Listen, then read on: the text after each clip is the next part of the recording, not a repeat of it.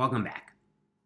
Shimon was a young American man, and one Friday night, he decided to take a stroll on the holy streets of Mea Shearim. Shimon wanted to experience a typical Friday night in Mea Shearim with its unique ambience, no traffic lights, no cars honking. If you've ever been there, you know what I'm talking about. It's just a magical night. So Shimon headed to the various synagogues and study halls, the Batei Knesiot and the Batei Midrashim, where the Rebbe, the spiritual leader of each group, sat at the helm, and the Hasidim sang and basked in the spiritual glow of Shabbos Kodesh. Shimon began at the Dushinsky Beis Medrash. He moved on to Karlin, which happens to be, if you've ever been there for Shachar, it's an amazing site where they scream their prayers. And finally, to the famous Toldos Aharon Beis Medrash. That's the Beis Medrash where they wear furry hats. It's right at the entrance to Mea Shearim. You've probably passed it a million times, right across from Breslov. Anyways, that's where this story takes place. Shimon settled in and gazed at the Rebbe, and he felt in awe. He tried to take part in the singing, and he felt such a high, surrounded by singing and swaying Hasidim. They sang, Shabbos Kodesh, Shabbos, Shabbos Kodesh, Shabbos Kodesh, Shabbos Kodesh, over and over again, until suddenly Shimon felt the eyes of everybody on him. He looked up, and he saw that the Rebbe was pointing directly at him. The Rebbe was motioning to Shimon. Apparently, the Rebbe wanted Shimon to come closer and to sing with him. Shimon tried to decline. He said he didn't know the tune.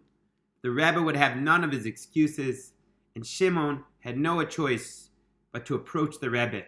The Rebbe took his hands and started dancing with Shimon, and the Hasidim sang, Shabbos Kodesh, Shabbos, Shabbos Kodesh, Shabbos Kodesh, Shabbos Kodesh, for a very long time.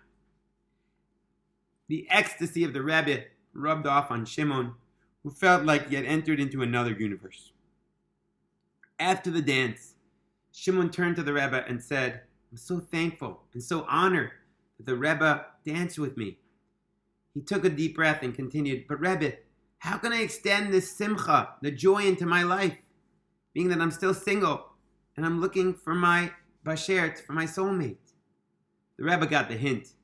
He put his hands over Shimon and blessed him that he should find his soulmate very soon. But on one condition. Promise me that when you're married, you will sing this song with joy, and that when you have children, you will sing and dance with them, even the youngest one, every Shabbat. If you promise to do this, I give you my bracha, my blessing, that you will find your soulmate soon. And of course, Shimon gave the Rebbe his promise. Not too soon, not too long afterwards, Shimon met a girl, he got engaged, he got married, and soon afterwards his wife had a child, and over the years, they had many children. Of course, he never forgot his promise to the Rebbe. Every Friday night at his Shabbos table, he would stand up with each child and dance to the tune of the Hasidic song which he had learned by the Rebbe. Shabbos Kodesh, Shabbos, Shabbos Kodesh. And he would remember that special night when he had received the bracha, the blessing from the Rebbe. And of course, the children looked forward to their special time dancing with their father each week. No matter what happened, Shimon stuck to this ritual. Sometimes the Shabbos guests would stare and ask about the strange custom. After all, Shimon was an American Litvak, so mid-meal dancing wasn't a regular scene. Shimon simply explained that he had received the directive from a holy man. Soon, there was more good news in Shimon's household. A girl was born to the family. Shimon was full of gratitude, and he started organizing a Kiddush celebration to be held in his synagogue. That Friday night, after he had danced with each of his children, he went over to his newborn's crib in order to dance with a special Shabbos song. But his wife says she's just a baby. She's so small, and she's sleeping so soundly. Do you really have to dance with her too? Can't we wait to dance with her till next week? But his wife saw Shimon's determination, so she relented. Shimon picked up his little baby daughter and started to dance with her.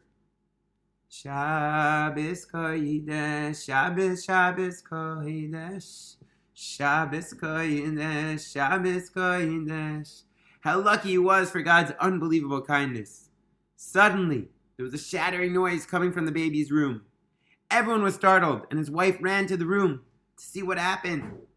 To her shock, she saw that the standing closet had fallen, collapsed, and smashed into pieces.